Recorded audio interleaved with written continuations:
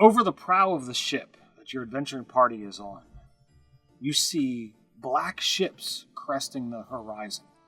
As they draw nearer, you can see upon the sails what looks to be goblins riding creatures that look to be mashed between a wolf and a shark. Whoa, wait a minute, Ted. Did you say goblin or some kind of shark wolf creature? Indeed, yes. As the ships loom even closer, you can see that the figurehead is that of a wolf face upon a shark's body, matching the sails. Small figures begin to scurry about the deck of the ship as it draws even closer, weapons at the ready. Ted, goblins? At sea? Are you sure? Maybe we need to talk about 3 new ways for D&D for you to goblin.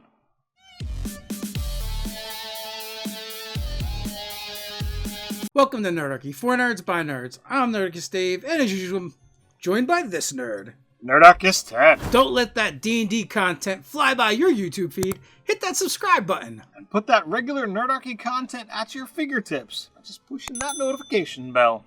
You know, it's time for us to take one of your standard D&D monsters and change them up a little bit. Whether you're a player or the dungeon master, you could use this in your game. We're going to be talking about goblins. But you know, there's another great place for you to find goblins. You know, Ted? Is it here with Revenge of the Horde? It is. Revenge of the Horde is a great Kickstarter that happened way back when, how we first discovered Nord Games and their awesome products. Well, they're doing a Revenge of the Horde minis Kickstarter campaign. So not only can you get the awesome stats for all of your favorite goblinoids and orcs and gnolls and ogres and cool monsters and such, you can now get the minis to go along with them. And there are some awesome sculpts. There's some great figures there that are going to allow you to take things in new directions. There is, as I said, there's some great stuff that I know I need to add to my table. I love the Goblin Alchemist. I love the Orc Shaman. A number of other things that are like stand out great. And I've only seen a sample of what's there, so you know there's going to be more. You know there's going to be fun. You definitely are going to have to check out the link to this Kickstarter. If you're using minis at your table, you're probably using orcs, you're probably using goblins, and you're going to need these ones.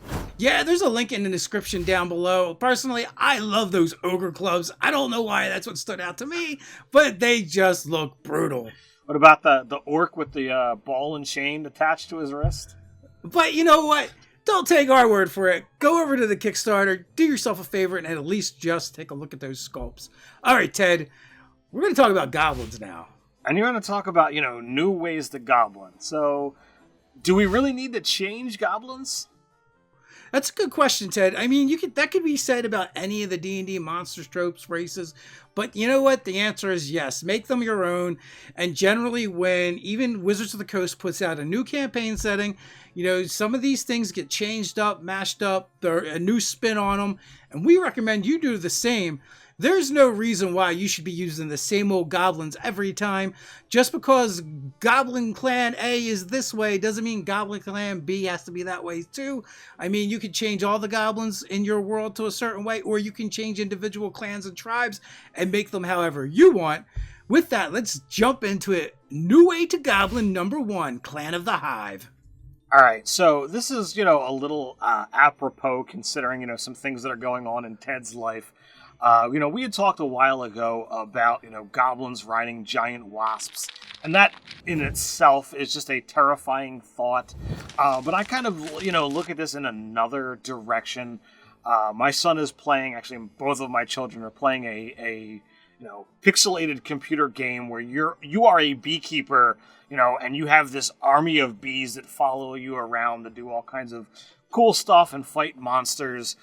But you're also collecting honey, and honey is, your income. So, I kind of could see these as definitely, having this, close relationship. And there are bees, wasps, what have you, and they feed off of, the nectar, but they, at the same time, protect the hive as well. Or you could totally go with the whole venomous aspect, more wasp-oriented, and these guys are cruel and ruthless, and they're bedecked in, carapace armor and helmets, with these bright, obnoxious colors on them, and they come in with, stinging attacks with wasp venom on their weapons, or on their ammunition, even worse. So could definitely be some, terrifying encounters. Yeah, wasps, hornets, they're terrible insects to begin with. They're not useful like bees, but you could go like with either one, and you could do like a bee society where they're more benevolent. They do have venom to harvest from the bees, but they also have honey, right? So they could actually be honey traders, and they might send out caravans to other cities and other communities with this honey, with this trade that they have. And also we could tweak our goblins a little bit. Maybe these goblins are kind of like the insects that they've kind of bonded with, and they've become kind of hive-minded. What if not only are the goblins hive-minded, not only are the bees hive-minded, what if it's all one hive, right? And they've all kind of intermingled, and this is kind of raised the intellect of the bees a little bit, and and also made the goblins way more kind of like orderly and lawful and unified than other versions of a goblin. And you could even imagine that their city structure would be more in that hive cluster. They don't have individual domiciles like, houses, that you would expect. They've got these little alcoves.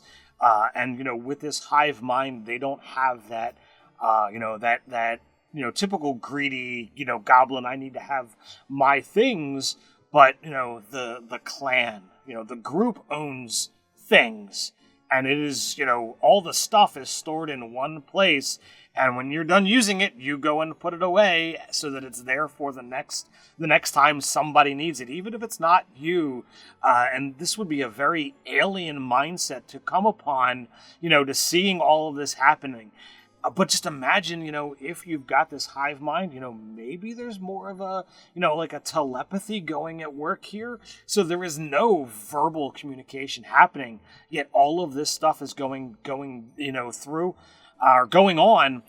No one is bumping into each other, but no one is actually looking at each other as well. Like they're all just moving about in this typical symbiotic dance, if you would, that bees are known to do. They just move so efficiently to get their tasks because they're all connected. Yeah, and they communicate via pheromones, probably not telepathy. Sure. And also, like, not only could they be honey traders, but maybe the bees will, pollinate, crops and stuff, mm-hmm. and, be useful in that way. And they can almost like rent their services out. But imagine a player character goblin from the society who's now cut off. It could be an NPC, but it's now cut off, and they do have this hive mind, and like they're used to constantly being in contact through via pheromones or whatever, with their brothers and sisters. But now they're not. Everything is quiet, where there used to be all this constant droning and buzzing that is comforting to them. Maybe they think the way you mentioned, and it's like, oh, it's all community property. Well, what happens when the goblin considers the adventuring parties, all of their gear and property, communal property as well? Like, they're not stealing, they're just using the thing, because that's how they do it where they're from. Oh, that'd be amazing. The fighter puts their their pack down, and without thinking, the goblin goes and picks up a torch and starts wandering away. Like, what? You lit my torch. What are you doing? Where are you going? Like, that could be a lot of fun to role play, as long as both characters are or both players are okay with that kind of aspect. Yeah, there's an understanding. So, new way to Goblin number 2, Clan of the Sea Wolves. All right, so this is kind of what we talked about during our intro, where you basically got goblins at sea.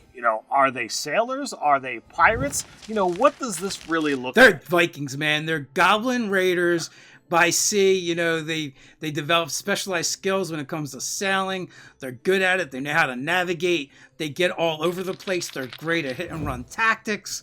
They've developed it, and basically you just model these goblins off of Vikings and Scandinavian culture. I think that would be a lot of fun, and no one expects Viking goblins. All right, so imagine these goblinoids, packing as many bodies as they can into a standard sized seafaring vessel, they would have probably no problem saying, all right, we're going to have twice, if not, even a higher, multiplier, because our ships are going to have significantly smaller ceilings. So we're going to have more levels to cram more goblins in. Goblins are typically known to have, be clustered together. So they're going to jam pack them even tighter than typical Vikings would, what have you. So like you could definitely just have this boat, when it puts the raiding clamp on, it just is like a sea of goblins just begin, pouring over. Maybe also the ship is able to have more oars too because of that at the different levels. Goblins aren't as strong as humans generally because they're a bit smaller. But if you have so many more of them, and you have so many more oars in the water, and they've just become really adept at working together to get this vessel going, their ships are much swifter than people expect as well. It could be fun to play a goblin barbarian that is from one of these clans in the game. That'd be a different take from the player's perspective. I think it'd be a lot of fun, and it's just an interesting way to change up how you're doing goblins in your world. Yeah, I think it would be a lot of fun to use these. Players are not expecting goblinoid raiders to happen when they're out at sea, for sure. So, number 3, ways to goblin, or a new way to goblin, number 3, Clan of the Spire, right? This is the idea that these are super civilized, intellectual goblins. Maybe there was never any natural predators and no other, civilizations around them. So on their own, they had kind of a great place full of resources to develop. And they did, and they used resources, and they developed these cities, these intellectual centers. Maybe they haven't had a lot of, initially, maybe there's not a lot of interaction with other races and other cultures. There's no one to raid or steal from. There's no one to raid or steal from you. They actually had a lot of the good life, and it's allowed them to build up. Now, if you're familiar with the Harry Potter franchise, be it the books or the movies, you know that there's these, goblin bankers, in that particular world. And they are cunning, they are ruthless. And I think they would fit in this very, bureaucratic, aristocratic, concept of the Clan of the Spire, because you'd have these goblins that view things in a vastly different mindset. They're not going to come after you physically. Like, they know far more, mentally, and they're planning and plotting, behind the scenes. And okay, well, you might win today, but I will win tomorrow, for sure. They're bureaucrats. That's how they win. Endless forms to fill out. You'll never be done. That's how they ensnare you.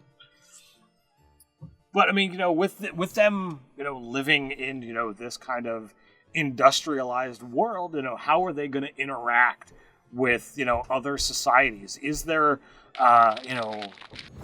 bureaucratic ways, this efficiency that they've figured out?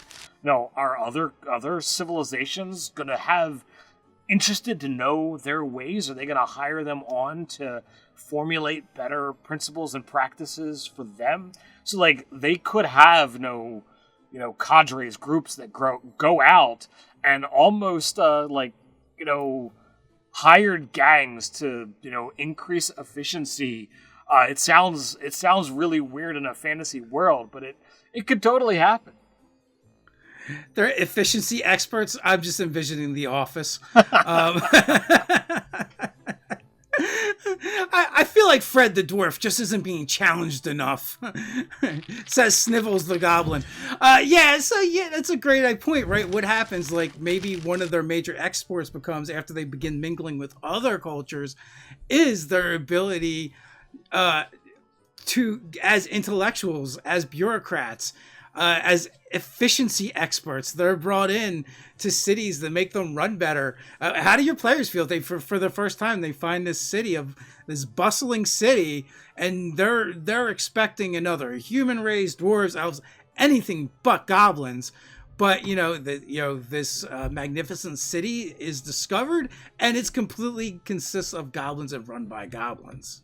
And, I would imagine, with this kind of, even though they would be, higher intellect, you could definitely have a scenario where, like, majority of the buildings are designed for small races. Like, oh, yeah, you could go to that district where there's, things for, over large races, and you turn that kind of, common size of a fantasy world on its heels by having this great city where it's actually an inconvenience to be a medium-sized creature.